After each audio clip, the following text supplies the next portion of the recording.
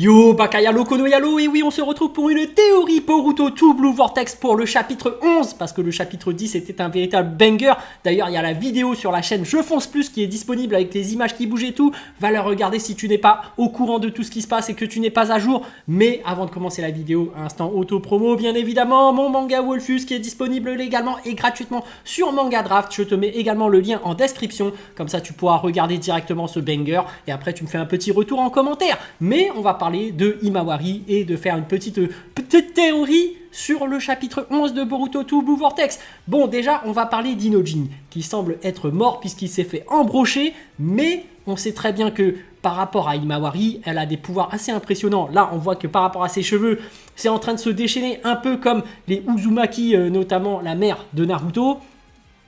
Et on sait très bien que chez les Uzumaki, ils ont tous un pouvoir particulier, déjà un chakra énorme, mais surtout une capacité de régénération pour les autres.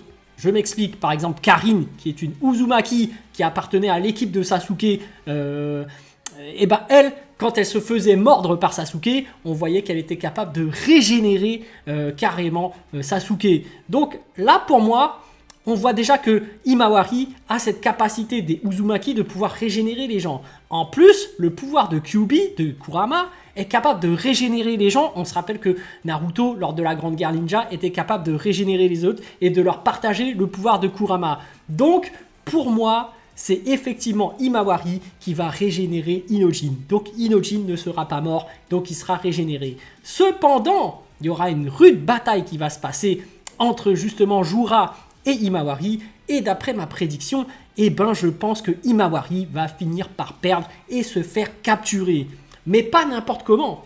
En fait, elle va dominer le combat, mais qu'à la fin, en fait, Jura va jouer un peu sur l'environnement, on va dire, parce qu'ils sont à Konoha, donc peut-être qu'il va menacer de détruire Konoha ou autre, et du coup, en fait, Himawari va devoir se sacrifier pour sauver le village, et du coup, ou pour sauver Shikadai ou Inojin ou autre. Mais au final, elle va finir par se faire capturer. Parce que tout simplement, dans Boruto 2 Blue Vortex, là actuellement, il manque clairement un objectif fixé, un fil rouge. Et on se rappelle comment, en termes de narration, ça s'était passé au sein de Naruto Shippuden. Parce qu'il y aura certainement un parallélisme qui va se faire par rapport à Naruto Shippuden. Donc, la technique de narration qui a été utilisée, c'est la technique qu'on utilise très souvent quand on écrit un manga, c'est la technique du Saint Seiya. C'est-à-dire que dans Saint Seiya, il y a Athéna qui se fait capturer et du coup, elle est menacée de mort, hein, ou de mort, où on va exploiter son pouvoir ou je ne sais quoi. Et finalement, le fil rouge, ce sera d'aller la sauver dans un délai imparti pour créer un peu ce côté urgence. Et du coup, c'est ce qu'ils ont utilisé dans Naruto Shippuden, du moins au tout début, c'est-à-dire que Gaara s'était fait capturer, et du coup, on a envoyé des équipes de Konoha pour aller sauver Gaara, et justement, je pense qu'il y aura un parallélisme à ce Boruto 2 Blue Vortex, c'est-à-dire qu'Himawari va se faire capturer, et que au final, Konoha va envoyer des troupes pour essayer d'aller la sauver. Bon, c'est triste à dire hein, pour Himawari, on l'a à peine développée, là on apprend qu'elle a des super pouvoirs, mais au final c'est pour se faire capturer.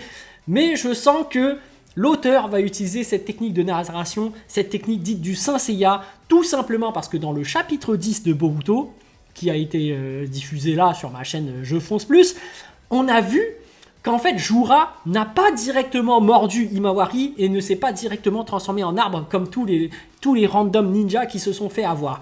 En fait, il a fait pousser du Mokuton sur elle et ensuite il a dit tu vas servir de nutriments pour pouvoir être alimenté et forcément ça ne l'a pas transformé directement en arbre. Et on voit directement que par rapport à la situation, en fait, vu qu'il y a en plus Kurama chez Himawari, il va être difficile d'extraire Kurama et de transformer Himawari en arbre parce qu'elle est énormément puissante. Du coup, ce qui va se passer, c'est que ça va prendre du temps. Ce processus d'absorption, de la transformer en nutriments, de vraiment la manger, prend du temps. Et c'est ça qui va faire que Jura va la capturer parce qu'il ne pourra pas la manger directement sur place parce qu'on est proche de Konoha. Donc du coup, il y aura toutes les troupes qui vont arriver pour essayer de la sauver. Donc je pense qu'il va la capturer et aller dans leur repère, et là-bas, il va essayer de la dévorer pour essayer d'avoir toutes les connaissances. Après, j'avais une autre théorie, évidemment, c'est que l'ambition de Jura, qui n'est autre que le Jubi, c'est de devenir Ju Ishibi. C'est-à-dire que là, c'est la bête à 10 queues. Son objectif, c'est l'évolution, c'est d'évoluer. Et je pense que son objectif, ce sera de devenir celui à 11 queues. Et pour ce faire, toujours par le même biais de parallélisme, je pense qu'il va devoir capturer les différents bijoux qui se trouvent dans l'univers de Boruto. C'est-à-dire que on a vu que Kurama, effectivement, il n'est pas mort. Il y a un facteur qui fait qu'il ressuscite à chaque fois. Et je pense que c'est pareil pour tous les autres. Normalement, Hashibi, par exemple, il devrait se trouver quelque part dans la nature ou chez quelqu'un. Et c'est ce qui va certainement se passer, je pense, dans Boruto To Blue Vortex, c'est que finalement, il y aura un parallélisme par rapport à Naruto Shippuden, c'est-à-dire que Jura et ses acolytes vont devoir chercher les autres pour capturer tous les bijoux, tous les Jinchuriki, et éventuellement ceux dans la nature, et effectivement pour devenir quelqu'un de plus évolué, le Ju Ishibi, ou carrément devenir Shiba Yotsuki. On verra bien ce qui va se passer, mais bref, pour moi, Himawari va se faire capturer.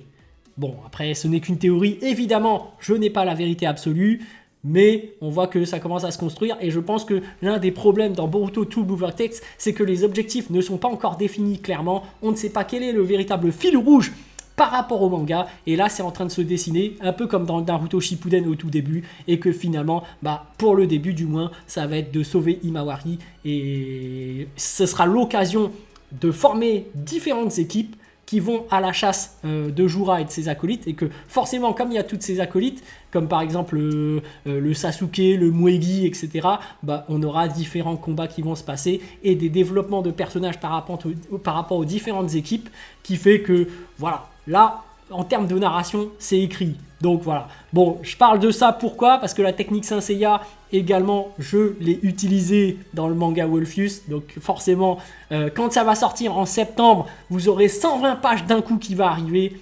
Donc les amis, vous allez vous faire plaisir. On va fixer les bases dans Wolfius.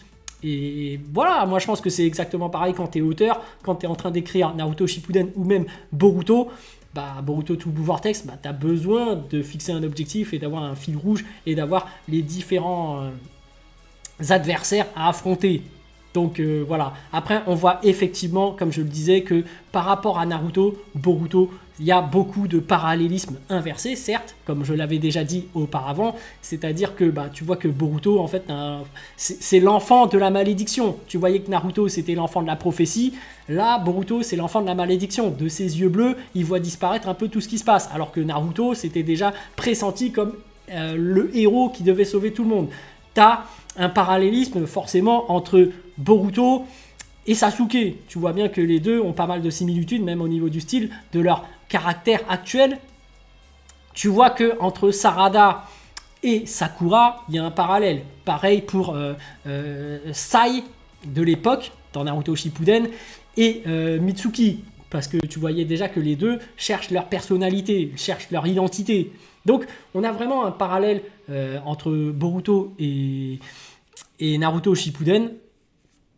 Et je pense que par rapport à Himawari, elle va se faire capturer un peu à l'instar de Gaara. Bon, voilà, petite théorie. J'espère que ça vous a plu.